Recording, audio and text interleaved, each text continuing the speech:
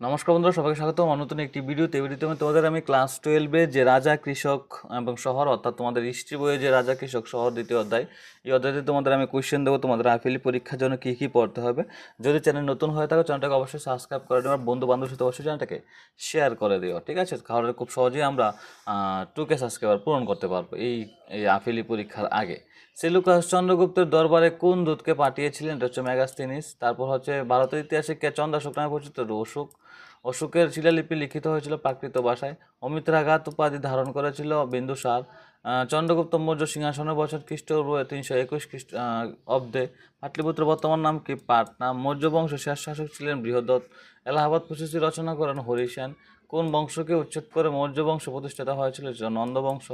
তারপর থাকছে তোমাদের কুষাণ বংশের প্রতিষ্ঠাতা হলে খুজুল ফিসিয়াস, ঠিক আছে? একের মান দেখো এই অধ্যায় থেকে থাকছে তোমাদের। মগধ রাজ্যের প্রতিষ্ঠাতাকে বিম্বিসার। কোন রাজা সর্বপ্রথম সেনাপতি পদ সৃষ্টি করেছিলেন? এটা হচ্ছে কুশলরাজ প্রসেনজিৎ। চন্দ্রগুপ্ত মৌর্য কোন জনজাতির লোক ছিলেন? এটা হচ্ছে মৌর্য বা মৌর্য।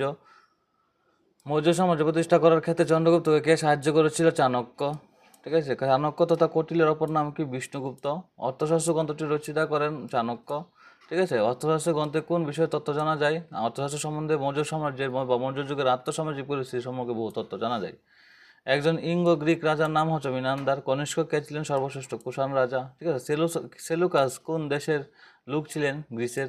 মেগাস্তিনিসের লেখা সংকলনটির নাম কি? ইন্ডিকা। পরীক্ষায় হবে ইন্ডিকা কার লেখা? মেগাস্তিনিসের লেখা। কুশল মহাজনপদের নাম হল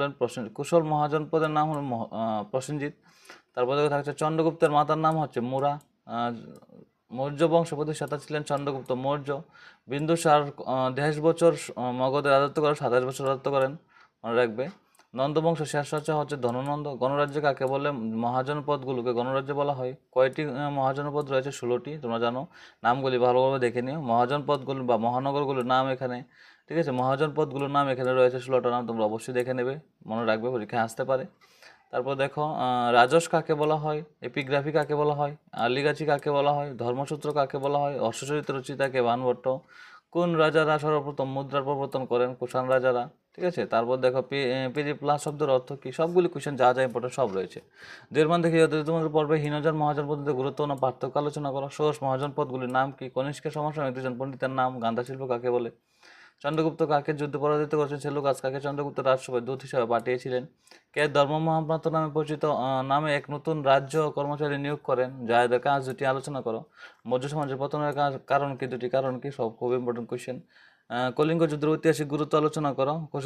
অশোকের জীবনে কলিঙ্গ যুদ্ধের প্রভাব আলোচনা করো। মেগাস্তিনিস কে ছিলেন? তার রচিত ইন্ডিকা সম্পর্কে আলোচনা করো, খুবই ইম্পর্টেন্ট কোয়েশ্চেন। অর্থশাস্ত্র গ্রন্থটি কার রচনা? গ্রন্থ সম্পর্কে লেখো। গৌত সাম্রাজ্যের প্রতিষ্ঠাতা কে? পতনের দুটি কারণ কি? ঠিক আছে। সম্রাট অশোকের ধর্ম বিজয় নীতি বলতে কি বুঝো? তারপর দেখো কাকে কেন ভারতের প্রথম ঐতিহাসিক সম্রাট বলা হয়? খুব ইম্পর্টেন্ট কোয়েশ্চেন। মৌর্য সাম্রাজ্যের অর্থনৈতিক কেন্দ্রগুলি কি কি ছিল? ঠিক আছে। মহাজনপদ বলতে কি বুঝো? শ্রেষ্ঠত্বের প্রতিদ্বন্দ্বিতায় কোন মহাজনপদ বিজয়ী হয়েছিলেন? এদের তোমার 4 মান পড়তে হবে। সম্রাট অশোককে কেন মহামতি অশোক বলা হয়? কৌটিল্যের হর্ষশ্বাস সম্মুখে আলোচনা করো। তারপর থাকছে তোমাদের গুপ্ত সমাজের পতনের কারণ কি? খুবই ইম্পর্টেন্ট কোয়েশ্চেন এটা। মহাজনপদের বৈশিষ্ট্য আলোচনা করো, খুবই ইম্পর্টেন্ট কোয়েশ্চেন এটা। ভারতীয় ইতিহাসে জেমস প্রিন্সিপের অবদান আলোচনা করো। তারপর একটা ষোড়শ মহাজনপদ কি? ষোড়শ মহাজনপদের নাম আলোচনা করো। মৌর্য পরবর্তী যে জাতিগুলো রাজত্ব করেছিল তাদের বর্ণনা দাও। তারপর থাকছে তোমাদের সম্রাট অশোককে ভারতের শ্রেষ্ঠ সম্রাট বলা হয় কেন? আলোচনা করো, ঠিক আছে। তোমাদের এপিগ্রাফিস্টরা বা লিপিকারা যে সমস্যার সম্মুখীন হয় তা সেগুলি আলোচনা করো, খুবই ইম্পর্টেন্ট কোয়েশ্চেন। মৌর্য সমাজের পতনের 4টি কারণ, খুবই ইম্পর্টেন্ট কোয়েশ্চেন। মৌর্য সমাজের প্রধান বৈশিষ্ট্য, খুবই ইম্পর্টেন্ট কোয়েশ্চেন। এই অধ্যায়ে তোমাদের এগুলি থাকছে, তোমরা অবশ্যই খুব ভালোভাবে পড়ে নাও। আর যা যা আমি ইম্পর্টেন্ট বলেছি, যা যা আমি বলেছি সবগুলি কোয়েশ্চেন শুধুমাত্র তোমাদের আইএফএলইর জন্য নয়। তোমরা যদি ভালোভাবে শিখতে পারো এখন তোমরা অ্যানুয়ালি পরীক্ষা খুব ভালো হতে চলেছে। আর যদি তোমাদের অ্যানুয়ালির সময় তোমার সাজেশন দরকার লাগে তাহলে অবশ্যই নাম্বারে যোগাযোগ করবে। তোমাদের সাজেশন কীভাবে কিনে নিতে হয় বা বাই করতে হয় আমি তোমাদের দিয়ে দেবো, ঠিক আছে।